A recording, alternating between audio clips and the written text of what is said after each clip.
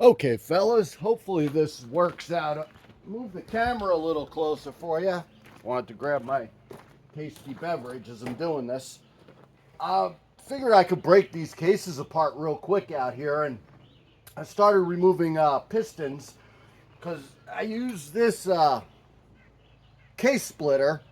We sell them at BLUESAWS, obviously, and this is there's really nothing to this, and it was really painful for me to actually spend the money and buy a made one when I'm looking at all my C clamps that I have, and I'm looking hard at them. I'm like, I could make that in 2 seconds, or I could take a piece of sheet and I could weld this up. And then as I get to thinking about it, by the time I get the welder set up and I cut out metal, and listen, I got things that I could use for the screw part, and I could just weld a nut in, and I could do it. And by the end of that, I'm going to have 3 hours into this project. Easily 3 hours by the time I find everything and get it together. And I'm like, okay, so I broke down and even I bought it, which I know you could just go to the warehouse and grab it and whatever, but it's still my money. But anyhow, I love these things. They work really well. You don't need, they don't need to be $100. I'll tell you that right now, too. They're a little bit heavy to ship, but other than that, I've also modded them. I've had a few saws where I will bend these out. I'll take something in there and I'll bend them out. I've had to trim them a little bit for different saws. So I have more than one of these, obviously, and I've done different things with them because to get the job done, sometimes you do that. The other thing is you can't use these on a saw with a circle crank or crank stuffers. You can't get it in there. I have the other case splitter for that, but I only use that when I have to. I don't like the one goes on the bar nuts. To me, it's a kind of a pain in the ass, but when you need it, you need it. But this is the one that'll get you to do unless you're working on, 5 Series Huskies or something with a circle crank, things like that. This is the one that'll get you by. So anyhow, I'm ripping off these pistons, and again, I'm using that file I was using in my last video, and again, all I did, you could do this with a torch. You don't need the anvil and the forge to do this. You heat it up with your torch. Don't tap it on the tail of your vise. Tap it somewhere appropriate, because you tell me you cracked the tail end of your nice vise, your dad's, 6-inch Chaz Parker vise, and I'll put this through your eyeball for doing that. Cracking the tail of the vise, I mean. Anyhow, I flattened it out too, so the tip is much sharper. I'll try. I don't know if it's gonna work. I don't know if you'll be able to see it. I put a little curve on it. The tip, I just sharpened the tip a little bit on it and curved it. And this works really well for these snap rings on the piston pins also. You could use it to get in there to slide the ring around to where the gap is. And then because I have it bent and flat, you could usually get it in there pretty quick. And listen, I know you could use a tuning screwdriver, a little pick, anything else. And now it's not going to work for me because you guys are watching me do it. And I have stage fright. Bing. So that's gone. But I find it easy to pop them out with too.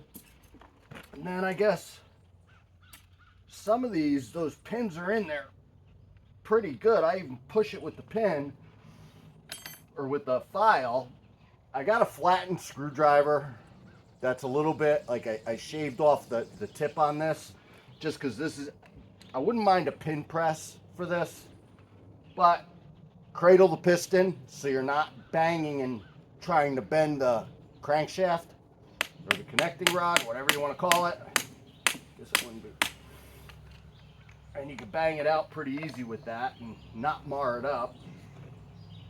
Grab our nice little bearing out of there. I only got one more of these to do. I started doing them and then I said, I might as well video it. You guys might be marginally interested. Or maybe I did them all. Maybe that was, oh no, there's another one.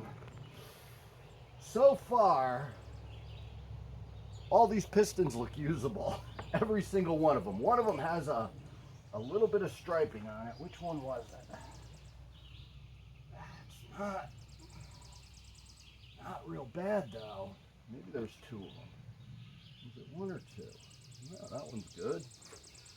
I know, I'm talking to you guys as I'm doing this. Oh yeah, there was two of them with a little bit of striping on them. Oh, the rest of them are good. I'll show you the bad ones real quick. I don't know if you're interested in seeing this stuff, guys. I don't even know if the camera's going to cooperate. But I don't see it in the rings much. And I can't feel it. And there's a little bit of striping on the back. And then this one has just... I think she was going to blow bad. I don't know that I'd use it on a customer saw, but I'd probably give them a good whirl on my own saw. So last one to pull this out of. And of course this one has the chain brake in the way still, and then I'll get right on to breaking them down.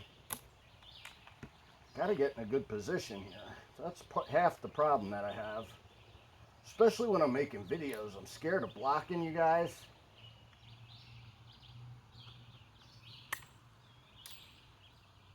Landed on the bench.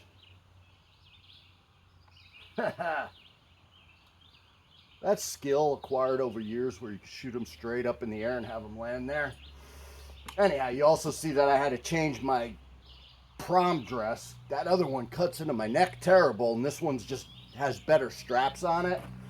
And my little brain needs all the blood going to it as I can. I can't stand that strap cutting in the back of my neck on the other one, so I swapped over to this one. And if it gets disgusting doing this, it gets disgusting doing it. It gets pretty dirty forging anyway, so I don't know what I was trying to save there. I just know when I spray fuel on these and hit them with the air, sometimes I get covered with crap terrible. And well, I was trying to be neater and cleaner, which... And I don't know where this video is going to go, guys. I figured I'd just record for a little while, see if you guys like me just yakking and showing you things as I'm doing them. I don't know.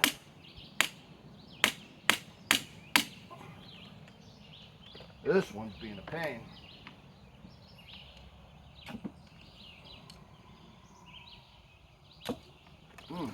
Why are you so terrible? I really don't know why that one's so terrible. Gotta get in a better position.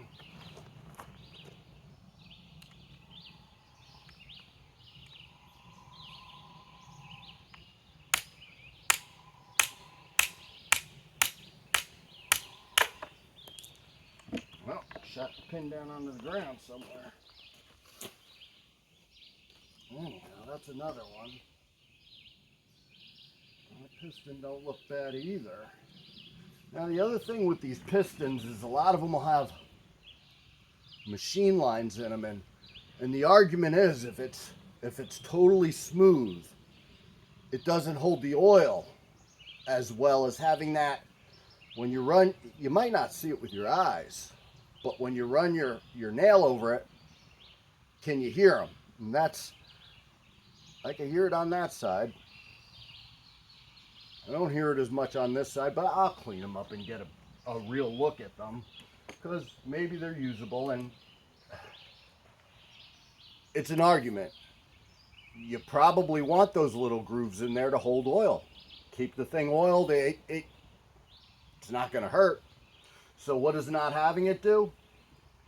I'm not sure, and I don't know that I've personally ran enough saws that were smooth on the piston for long enough to formulate an opinion.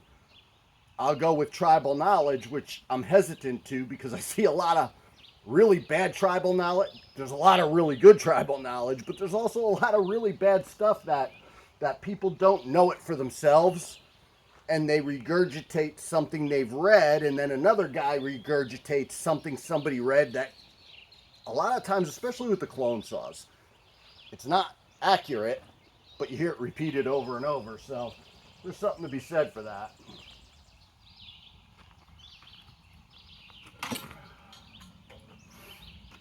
So the other fear I have whenever I'm splitting cases is that I forgot a bolt. you know, is this a 5 case bolt or is there 6 case bolts? Well, I'm pretty sure these are all 5, and I actually might have to go. Nope, I don't. I thought I was going to have to go stretch those out because maybe I had them in too much, which I usually wind up stretching these out more than ever pushing them in, but maybe I overcompensated last time I had it stretched out and pushed it in too much. And all I do to push it in is I clamp it in the vise and squish it back down. I think I have everything off of this that needs to be off of it. The other thing I'll always caution you on when you're splitting cases, go slow and use your eyes, use your ears, and if something's sticking, I've had case halves stick on a pin and they start opening up cattywampus where the bottom, say, or part of it's opening up wide and part of it's staying narrow. And I've seen guys break cases on the pins because they were so cattywampus. So when something goes uneven, I'll grab a screwdriver. This isn't going to be the best one because it's kind of blunt, and start going around, or I'll take a razor knife because it's thin and get it in there and wedge it like a key to get it to open up evenly. Well, let's see what we got. We got the back open. I might be pausing you guys to go get a knife because the front's not opening. I have all the bolts out. Am I forgetting something? And that's what I always wonder, you know, did you forget something? I'm going to pause you guys. I'm going to get my little razor knife that I could stick in there and key it open and make sure we're going good. Hold on a sec, guys. All right, guys. So I grabbed a little putty knife, razor knife, and a little soft-faced hammer. Now, this was doing it. I have, I don't know, 1/8 of an inch on that end, and I got nothing on here. So make sure you have the sticker, the heat shield sticker pulled off, because I think that's what originally caused the problem here. I pulled up the sticker, and then you go like that, open it up. I try to err on the side of caution. I've broken so many things over the years, rushing, doing it stupid. I know it. I'm cleaning out bolt holes to not strip a bolt, because once you've done it once or twice, you've wasted enough time and effort that I just tell you to do it as right as you can so you don't waste the effort on something. Sometimes it doesn't matter. You can do whatever, but oftentimes you wind up saving more time by doing it the right way than by rushing it. And I'll show you on the next one, in case you don't know how this is working. See, we got a nice little gap in there. It's pretty even. There we go. There's one of those locator pins I was telling you could cause you a problem. I don't know if we're out of here yet, but we're in half.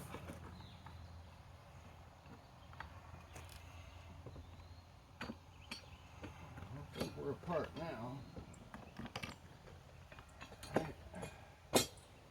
Oh, we're apart now. Wow, that seal is, God, rough shape. I don't know if you guys could see this.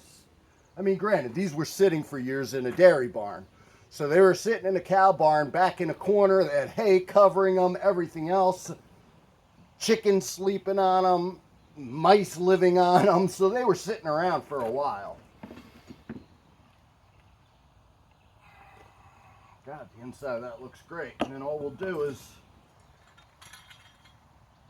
if you didn't know, this is pretty straightforward here. You put your splitter over your crank.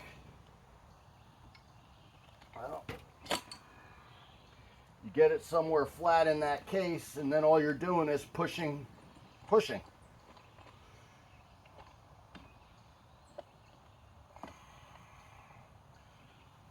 that crank out. We'll double check, make sure we're not doing anything goofy. Oh, she's in there.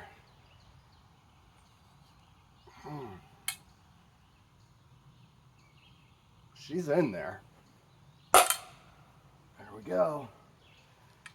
Once she pops, she's good, but that scares the hell out of me when that happens.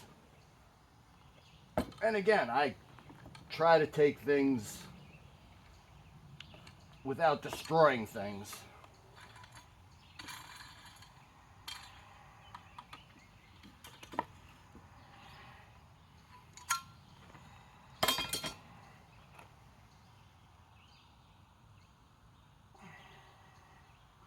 She's not bad, but she is so gummy from that oil sitting in it. I don't know if you'll be able to see, but this is like, I don't know if you could see it or not, but it's pretty rough.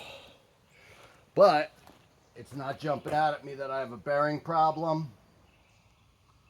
Might have a nice little 44 crank here. You out of the way. Do another one. I don't know. I'll show you guys what we got. The bearings are, well, I doubt that's even going to spin. It's so gummed up.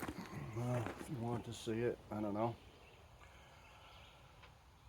But they're not in horrible shape. This one looks like it was set around. These saws I know were ran on the farm. They were well used, but not necessarily abused. They probably, although that looks almost like it was on concrete, that's just wear from being out in the woods, because I guarantee these weren't saws that were used in the suburbs and maybe set on asphalt running or pavement running. These saws, still to this day, have never seen pavement other than the ride here on the road when they got dropped off.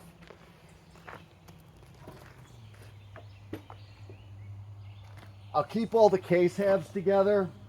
Like, they're all I had the 144 and the rest were 46s. And even so, I won't get the case halves mixed up, because depending on when it was made, the machining could be different and the deck height for your cylinder could be slightly different on two of the cases. So I try to keep the cases matched. Often, even with the clone saws and the China saws, I could take a case half off of one 66 or a 44 and one off of another one and put them together and they'll be fine. But occasionally there's instances where they won't match up. And it's funny, as we talk about it, years ago, I had a fella, it was Brian, one of the guys, he participated heavy in the Farmer Tech boards years ago, and he had gotten a saw, and he's having air leak, I believe it was a pre-built saw, I believe it was a blue 44, and he was having air leak problems with it. And so I'm just going to rip it apart. This has got to be 4 or 5 years ago. Maybe longer. I'm going to say at least 4 years ago. And he rips it apart, and the deck's not like what I'm talking about. Two case halves weren't machined together, and it's not level. And the base gasket wasn't quite enough to equal it out. You know, maybe you could fill that if it was slightly off with a base gasket. But he had the leak, so he contacts Farmer Tech and says, hey, this is not going to work. I got 2 different case halves here. Send me another, another case. I have everything else, the crank, whatever.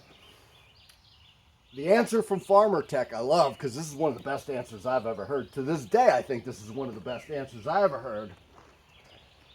Can't you take a chisel and chisel it down so it's level? Which maybe somebody could. If you're Michelangelo with the chisel, maybe you could do that, but probably not a great idea, and I don't think anybody's ever going to do that. So, kind of a funny story.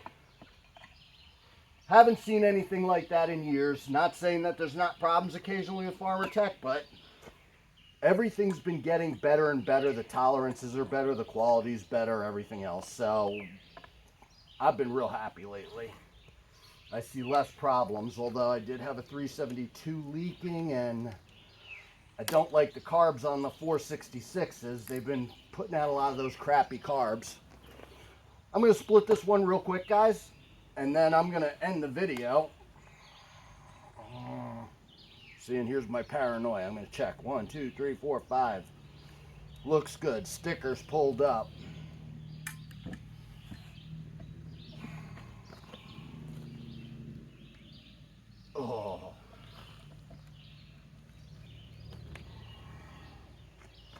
See, I'm gonna start tapping on this one because this one ain't even budging. She's together.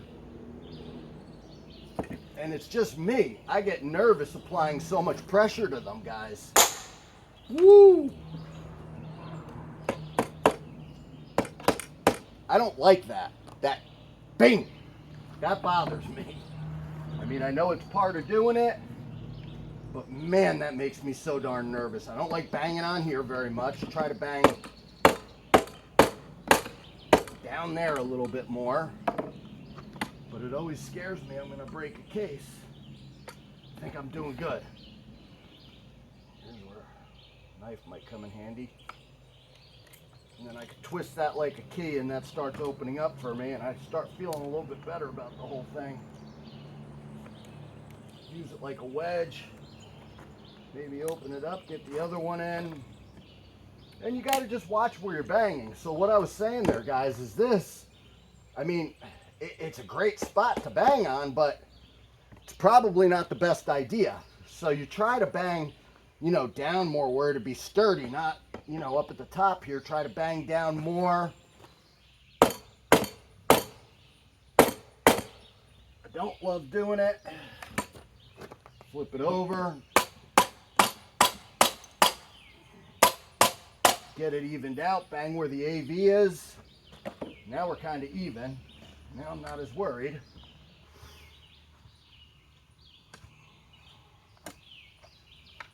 And it's worse doing it on video because you have an audience, obviously. So you really don't want to mess up. So I'm extra hypersensitive and freaking jerky almost.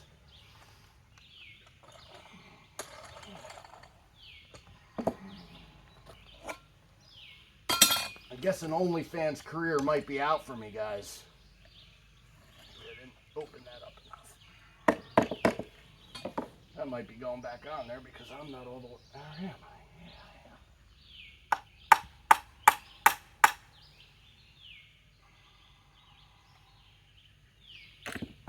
Watch what's holding us. Give you a tap. There. There we go. Here's something that I'm not going to make a whole video about it, so I'm going to talk about it now real quick. I've seen this on a lot of the older Stihl saws. I haven't worked on enough older Huskies to have an opinion, but I have with 44s, 46s, 26s, 36s, all of those. I know this is an issue. Inside, what I've seen over the years, and a lot of guys will chalk this up to nothing, but I'm telling you, it winds up being something sometimes. I don't know that you can see it on the video, but the paint starts flaking in where the crank lobes are. And this isn't that bad, but what happens is eventually that'll bubble up enough that, yeah, you get paint chips, but who cares, right? They'll blow right out your motor. Yes, unless you get a big honking one. A lot of times it'll break up into little pieces, blow right through the motor, won't be a problem. Once in a while, you'll have it flake off in bigger sheets. Those bigger sheets can blow up your saw. They will get wedged in between the piston, the rings, won't make it out, and they'll throw that piston off enough that when it's running, you're going to score up your piston cylinder and blow up your saw. So on these old saws, take a good look, and you may be removing some paint from the inside of the crankcase. This is going to be a long video because I'm talking too much, guys. I don't know if you guys hate this or what. Maybe somebody will give me some straight dope feedback on whether you guys want to do videos like this where I just talk as I'm doing stuff and thinking of things. I'm not a fan of all the slickster videos that I see.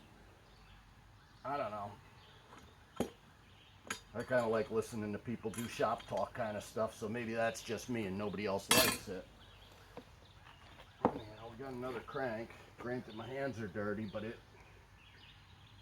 God, it doesn't look like it has hardly any time on it at all. I know you're not that interested in my little stuff, and yeah, it's dirty because of being dirty, but man, that's a really nice crank. Nicer than the first one. Anyhow, guys, that's splitting cases. Not that interesting, but I figured we'd do some shop talk. If you guys got questions on things, or you want a video on something, and it's, listen, I'm not going out of my way to make all these videos, but if it's something you know I'm into, like, hey, on those 46s, could you, I'll do it. Just give me an ask. Anyhow, guys, I'm going to clean up a little bit. I'm going to take a few sips of my beer. I'm going to break the rest of these down and then start power washing stuff. True Grit Scott, Bulletproof Saws at BLUESAWS.com. Thanks for watching. Stay safe.